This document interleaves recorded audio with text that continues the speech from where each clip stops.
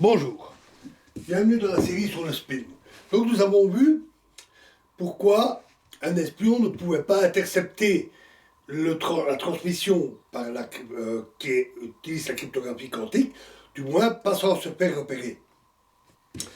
Notons que cette analyse qu'on a fait sur la sécurité de la transmission repose sur le théorème de non-clonage, c'est-à-dire quantique, c'est-à-dire l'impossibilité de copier l'état d'un système, par exemple un photon, sans altérer l'état de ce photon.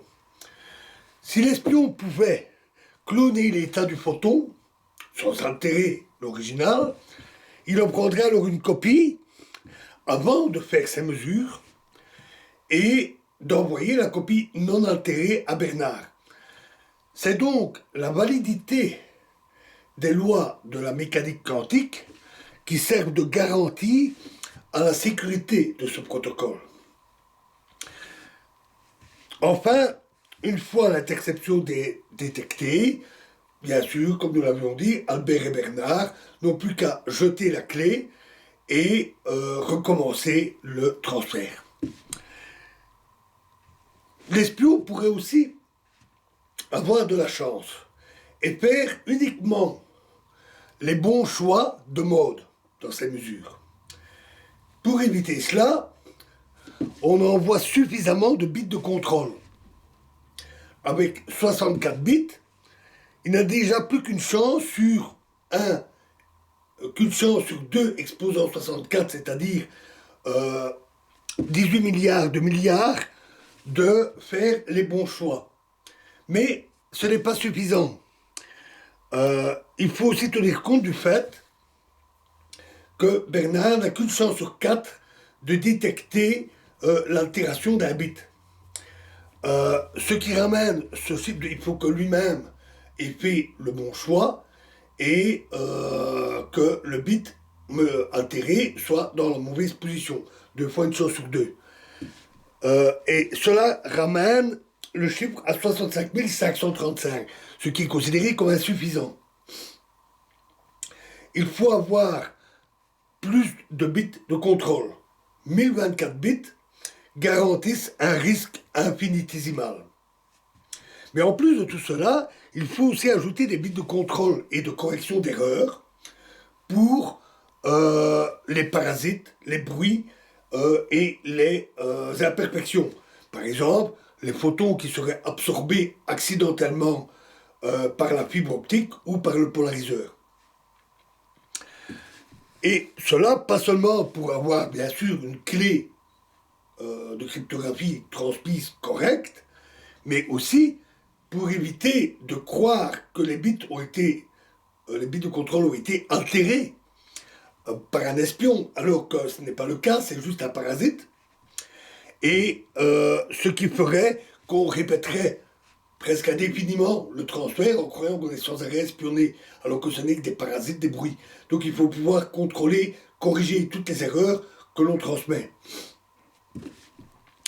Il faut donc envoyer un nombre très élevé de bits, plus bien sûr tous ceux du canal classique.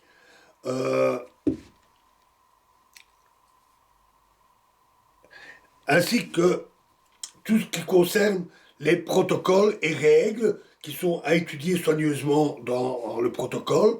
Par exemple, même des interventions évidentes du genre bonjour, ici c'est Bernard, je viens de recevoir la liste de mode et je l'ai bien reçue. C'est un signal d'acquiescement qui doit exister dans le protocole. Donc il y a beaucoup de choses à tenir compte. Et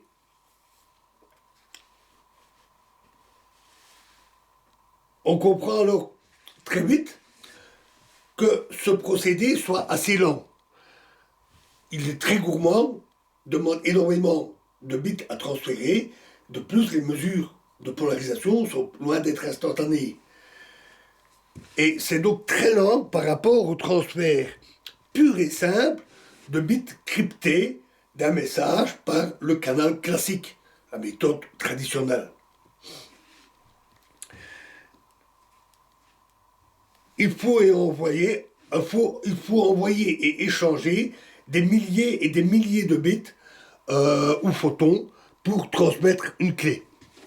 D'où le fait qu'on utilise ce procédé pour transmettre la clé, parce que c'est déjà coûteux, et le reste, la cryptographie normale, utilisant les méthodes symétriques dont nous avons parlé, sont alors employées de manière classique.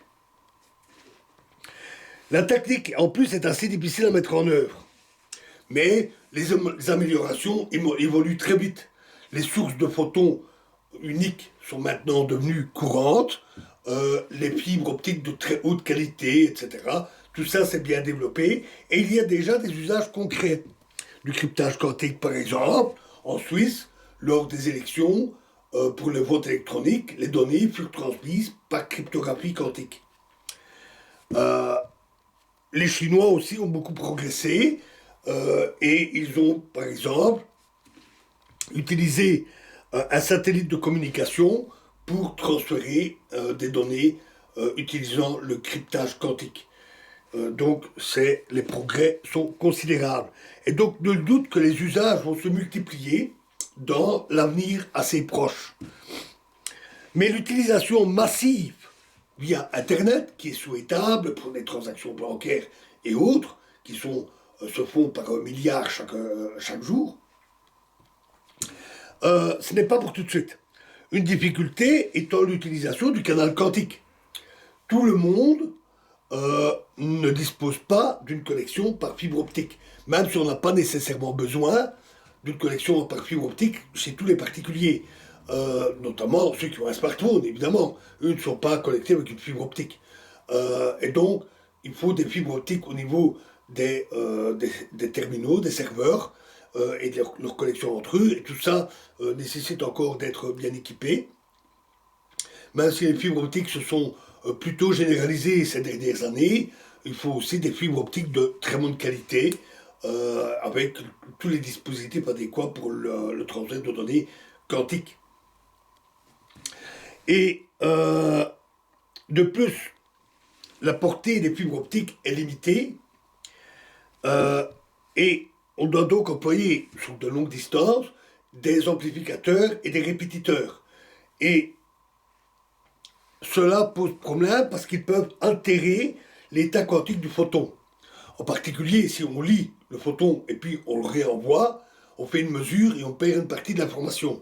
On est confronté là au problème du non-clonage quantique, et il n'est pas facile de transmettre un photon avec son état complet sans l'altérer sur de très longues distances. Mais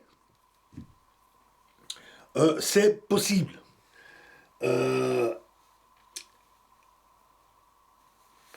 Et de plus, les fibres optiques sont utilisées pour transmettre des paquets de bits, eux-mêmes composés chacun de paquets de photons, avec des protocoles plus ou moins complexes, paquets qui sont répartis vers leur bon destinataire.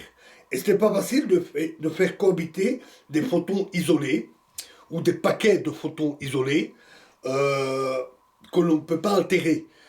En particulier parce que il est difficile, évidemment, de savoir vers où les envoyer à travers des routeurs, puisqu'on ne peut pas les lire. Si on les lit, on les altère. Donc ce n'est pas simple. Mais il y a énormément de travaux et les progrès actuels sont considérables pour aller vers ce qu'on appelle l'Internet quantique.